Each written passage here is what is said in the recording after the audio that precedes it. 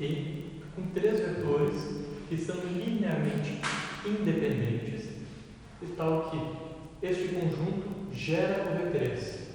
O que a gente conclui? Se ele gera o V3 e os seus elementos são linearmente independentes, então o E é uma base do V3. Agora, eu vou pegar um X qualquer pertencente ao V3. Como o conjunto E é uma base do V3, então eu posso expressar o X como sendo uma combinação linear do E1, do E2 e do E3. Aqui eu coloquei o R, o conjunto dos números reais, ao cubo. O que é isso? R cartesiano, R. Ou seja, é o conjunto de todas as ternas ordenadas x1, x2 e x3, tais que x1, x2 e x3 são números reais. Por que eu coloquei isso? Porque agora a gente vai operacionalizar os vetores de uma base como se fossem ternas ordenadas. Ou seja, a gente tem uma equivalência entre o V3, que é o conjunto de todos os vetores do espaço, com o conjunto R3.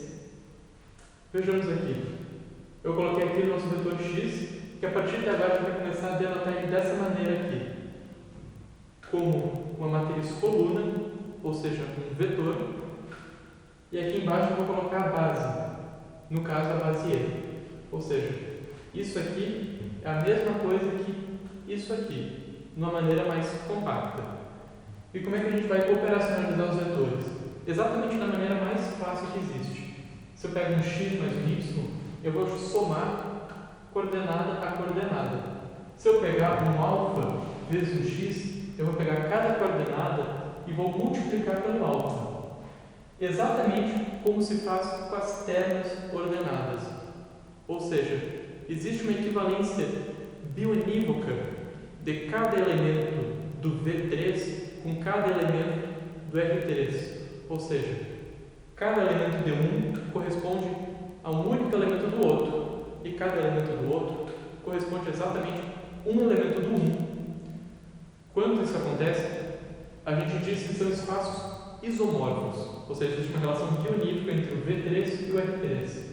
E essa relação bionívoca nos permite operacionalizar com vetores dessa maneira fácil aqui, já conhecida para ternas ordenadas do R3. Agora, a partir dessas componentes, assim, nós vamos passar a determinar se dois vetores expressos numa mesma base são linearmente dependentes ou independentes. Vejamos. Aqui eu coloquei o vetor U e eu coloquei o vetor V. Se eles são linearmente dependentes, então eu tenho que o vetor U vai ser uma constante real K vezes o vetor V. Colocando isso naquela anotação de antes, eu vou ter o 1, o 2 e o 3. A constante K passa para dentro do vetor multiplicando cada coordenada.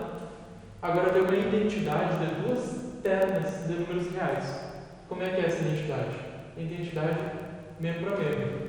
Então, resulta nesse sistema aqui que nos diz que as coordenadas têm que ser proporcionais.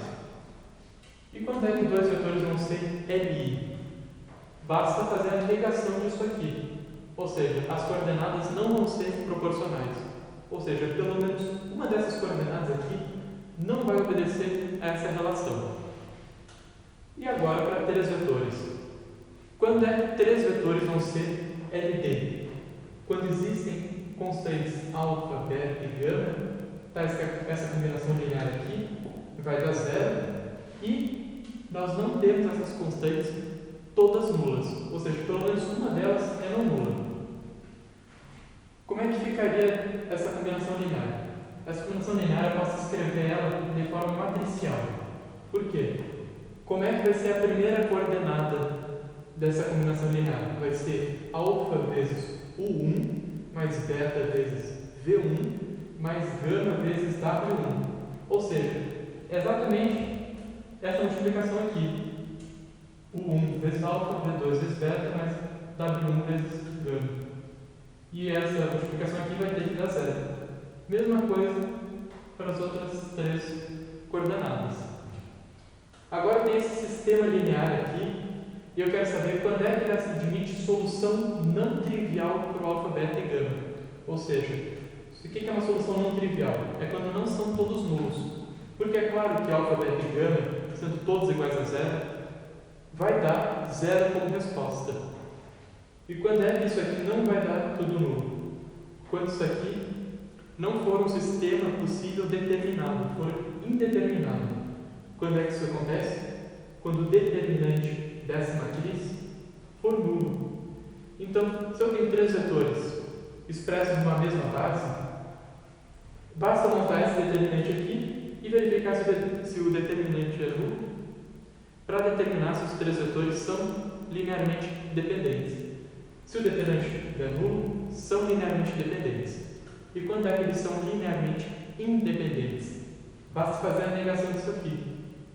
Eles vão ser linearmente independentes quando esse determinante aqui der diferente de zero. A aula de hoje é isso, pessoal. Até a próxima.